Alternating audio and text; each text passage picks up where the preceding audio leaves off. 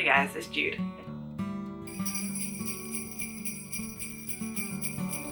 So today I basically wanted to just do my own rip-off version of the best phones of the year. But my personal phone of the year is one I'm going to be acquiring, so we're going to see more content on that next year.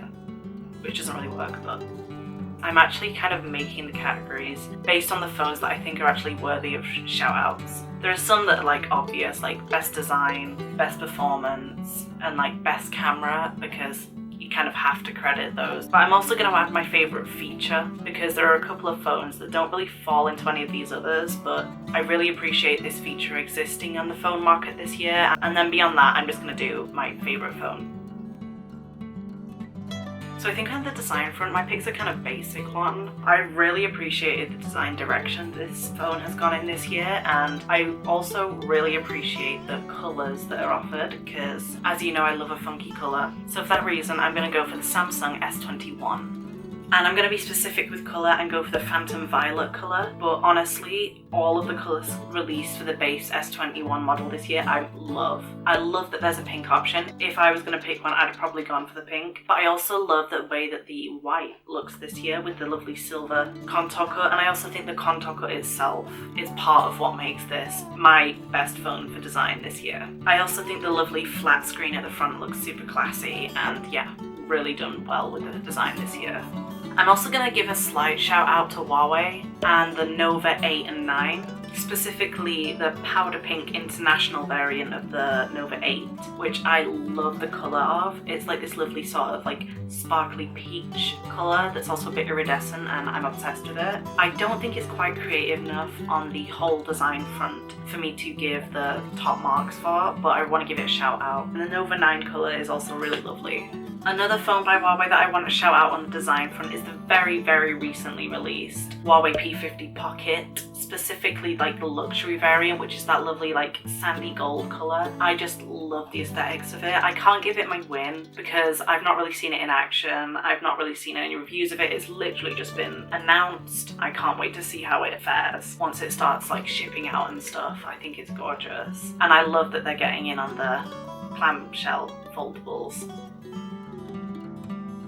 Best performance is just an easy pick. It's the iPhone 13. The chipset this year is just insane. It's just really bossing all the benchmarks, and even though the Snapdragon 8 Gen 1 has started to appear on some phones, the phone that we've started to see in reviews and stuff, I think isn't worthy of best performance. I don't think it is performing as an all-round device in the way that you would really want, whereas the iPhone 13s are just, they're slaying it, and they're going up against that Snapdragon 8 Gen 1, which we're going to see for most of next year too, so really, really great. The optimization for the iPhones is just insane, so we're seeing great battery life, great camera performance, great benchmark results, great gaming. It's just a really, really worthy recipient of the best performance. On the performance front, as like it's not really a runner-up, but I just wanted to give it a little shout out, and that is the Huawei phones, specifically the P50, which is rocking the Kirin 9000 chipset, because even though it's like old now, the optimization on it is amazing. It's getting killer battery life with even smaller battery sizes, and the performance on benchmarks is stacking up against the Snapdragon 888 chipset, which is newer. A little bit of credit to Huawei again. I mean, it's coming up a lot as a brand that isn't really doing the best of the best, but I just think it's worth a bit of credit, and that may be in part just because I feel bad for them. I'm going to be a bit controversial on the camera front, and I'm going to give my smartphone camera of the year to the Vivo X70 Pro Plus.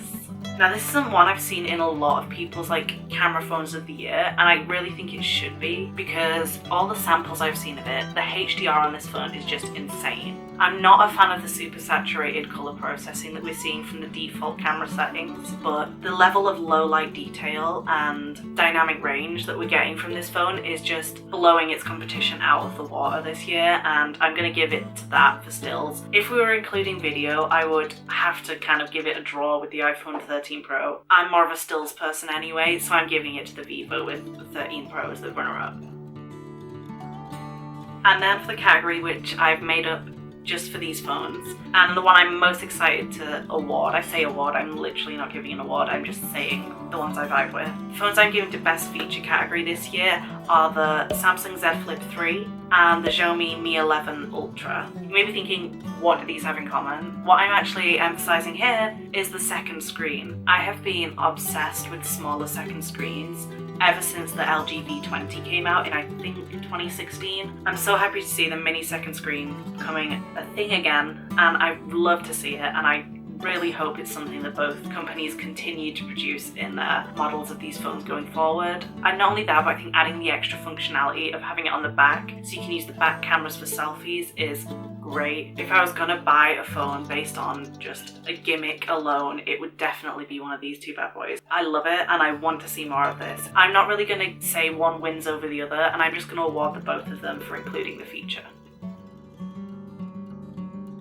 That brings us to my favourite overall phone of the year. This is one that a lot of the phone of the year videos I've seen have mentioned, or they've even given an award for like one smaller category, but I've not seen many really award it overall. By the time this is published, probably more people will, because MKBHD's videos just come out and it was awarded phone of the year there, but I'm copycatting, and my phone of the year is that Samsung S21 Ultra. This phone is just killing it in every single way. This phone is just a beast. I'm obsessed with the camera system, the different lenses. I love the 10x telephoto zoom. I would have preferred the funky colours of the main S21 range, but the more professional colours we're getting for the Ultra are still, they're upgrades on the standard versions of black and silver. It's one of the few black phones that I actually think, yeah, that looks sick. And its performance is stellar. It was one of the first implementations we saw of the Snapdragon 888, and it did a really good job on it. It's got an insane amount of RAM that you really can't go wrong with, and I love the added functionality that it offers of DeX support and the S Pen. And not only that, but we're now seeing it for significantly lower prices than what it was launching at. I mean, in the Black Friday sales with a student discount, you could pick it up for just over 800 quid, which is insane for the amount of phone you're getting. I don't think there's a single thing that it does badly. It's just a phone that came out at the start of the year and has been the benchmark that every other phone since has been judged against.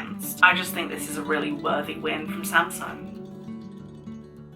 Like I said at the start of the video, I'm going to be getting my hands on this phone of the year, and it is Christmas tomorrow. I'm filming this on Christmas Eve. This probably won't be posted till like a while after Christmas, but Merry Christmas, Happy New Year. I'm going to start making content with the S21 Ultra, and I come from a family of techies, so we're also going to see some content with the iPhone 13 Pro, so expect some camera comparisons especially to begin appearing. I'm really excited to get my hands on this phone because I just think it's such an amazing device and I'm obsessed with it, and I just feel so lucky to be able to use the phone. By the time this is uploaded, I'm sure I will have had my hands on it. Yeah, I think it's a worthy win for phone of the year, and as proof that it is phone of the year, I am literally buying it, so that's how much faith I have in it. Please like and subscribe if you want to see any of this new S21 Ultra content or just phone content in general. Thanks for watching. Let me know what you think of this ranking. Merry Christmas, Happy New Year, and probably see you in 2022. See you.